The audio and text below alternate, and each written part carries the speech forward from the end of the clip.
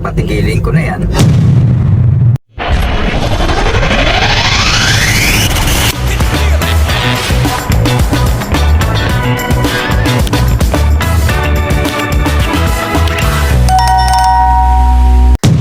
Ang tunay na salubing ng isang ama, awang-awa na kay Biancy at Tatay Biran. Ipatitigil na ang EDSI.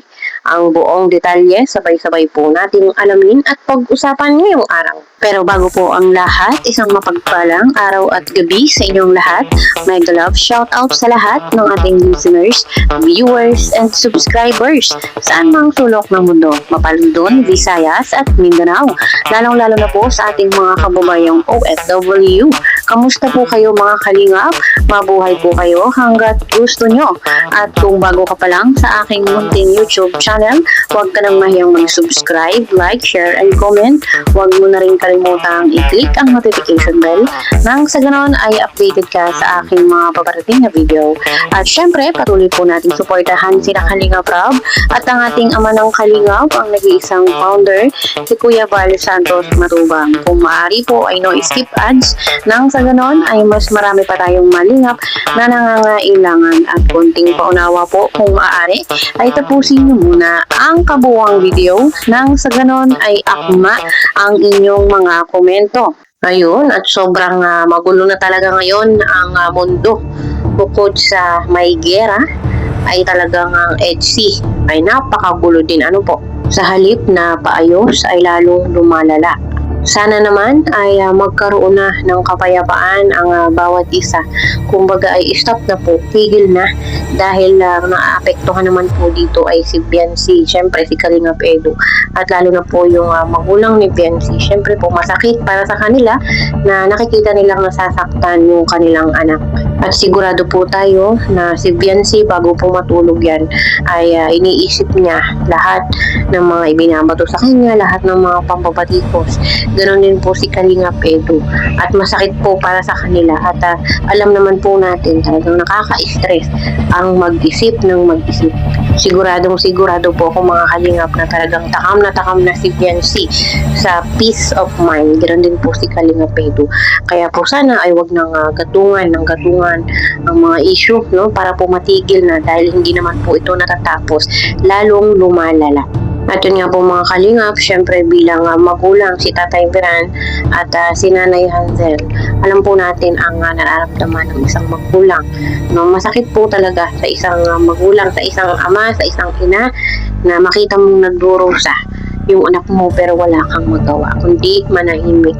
Kaya po intindihin natin yung nararamdaman nila, no? Dahil talagang mahirap pong manahimik lalo na kung gusto mong ipaglaban, gusto mong mangatwiran pero hindi mo magawa. Kaya po hindi po talaga natin masisisi kung nakakaisip si Biancy at yung kanyang mga magulang na itigil na ang EDSI dahil kung talagang toxic na at naapektuhan na ang mental health, lalo na po yung pag-aaral ni Biancy, malamang ay talagang titigil na, stop na talaga ang EDSI. At alam ko pong marami po sa atin mga Kalingap na gusto pang ipagpatuloy ang EDSI, gustong ipaglaban ang EDSI na sana ay hindi ito mahinto dahil talagang nakakalungkot. Matagal na ang EDSI, kumbaga ay ngayon pa ba susuko ang EDSI sa dami ng kanilang pinagdaanan. Kaya sana ay ipag-pray po natin ang EDSI na mas tumatag pa sila, no? Mas lumakas pa yung kanilang loob para ipagpatuloy ang EDSI dahil po alam natin at sigurado po tayo na lahat po tayo ay malulungkot, lalo na po yung mga nagiging stress reliever ang EDSI, lalo na po yung ating mga kababayang OFW na palaging inaabangan ang EDSI. Pero at the end of the day, ito po ay desisyon ni Biancy, ng kanyang mga magulang, ni Kalingap Edu, ni Kalingap Rob. Kahit po gustuhin natin, kung talagang mag-i-stop na ang EDSI, wala po tayong magagawa. Kita ko sa inyo at lahat ng mga kalukuhan sa mga GC nyo, yung pambabas ninyo kay Biancy, ilalabas ko. Tulad ng 50 marathoners, grabe na panood ko yun. Pati. Grabe yun. Ang niya, nakala mo nakabantay sa Nakabantay? Oo. Akala mo binabantayan nila lahat ng kilos ay. Oo. Grabe yung pambabas ng 50 marathoners. Naiingit sila sa sinusuot ng bata. Bata, ano? Kayahin nila kung babagay din sa katawan nila. Kaya nga, kagustuhan ni Beyonce yung ganun kasi gusto nga magpasiksi yung bata tapos at saka gusto ng bata yung magandang tignan. Baka natatalbugan. Natatalbugan sila, pangit yung mga ginagawa nila. Ang masaklap doon, nagpakilala kang Itzy, tapos ang mga comment nyo doon sa mga GC nyo, binudebelt masyado. Ngayon, seryosohin ko sila. Sabi ko, gusto nyo pala, sabi nyo, one-sided ako. Sige, ipakita ko sa inyo na magtatanggol ako kay Beyonce ngayon, durugin ko kayo.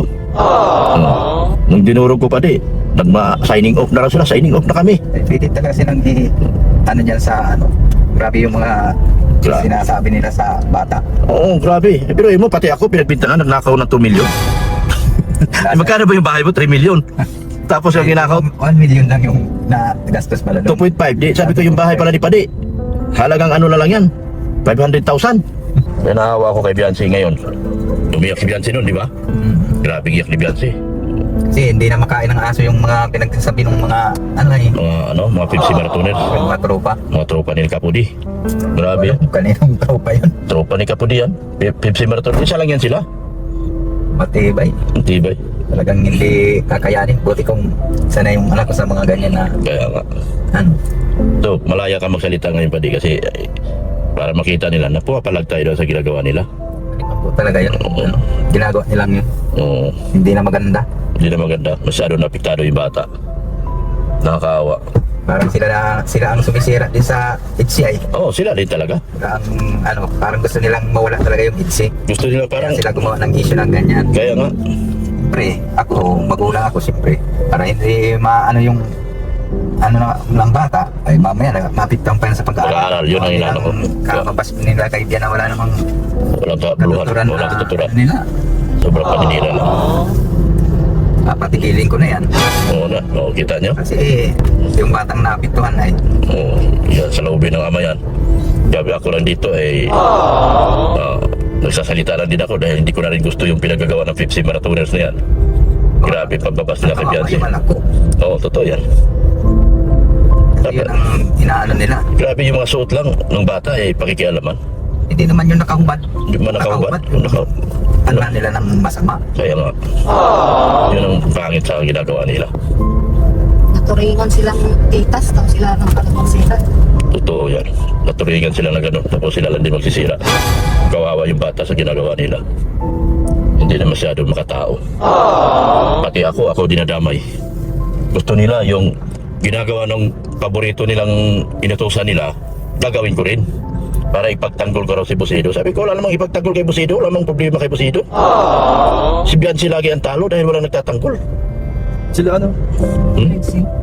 Oh, Sila bulong? Ma?